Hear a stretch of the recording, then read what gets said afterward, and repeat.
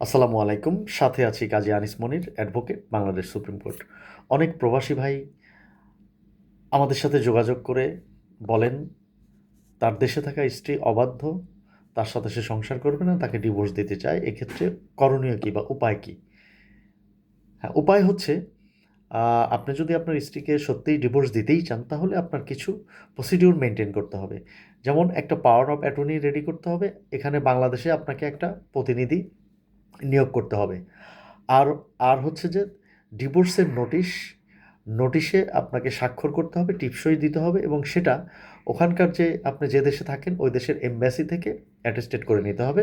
পাশাপাশি power of অ্যাটর্নিও attested করে নিতে হবে। এবং আপনার বাংলাদেশে থাকা যে প্রতিনিধি, আপনার আত্মীয় বা আপনার ভাই, আপনার ওই প্রতিনিধি, সে এখানে বাংলাদেশে আপনার হয়ে কাজটা করে দিবে। যেমন প্রপার ওয়েতে ডিভোর্স লেটারটা আ রেজিস্ট্রি ডাকযোগে সালিসি পরিষদ এবং মেয়ের কাছে পাঠানো। এই মোটামুটি প্রসিডিউর। বাকিটা একজন বিজ্ঞ আইনজীবী আপনার হয়ে করে দিবে। সবাই খুব ভালো থাকবেন। আল্লাহ হাফেজ।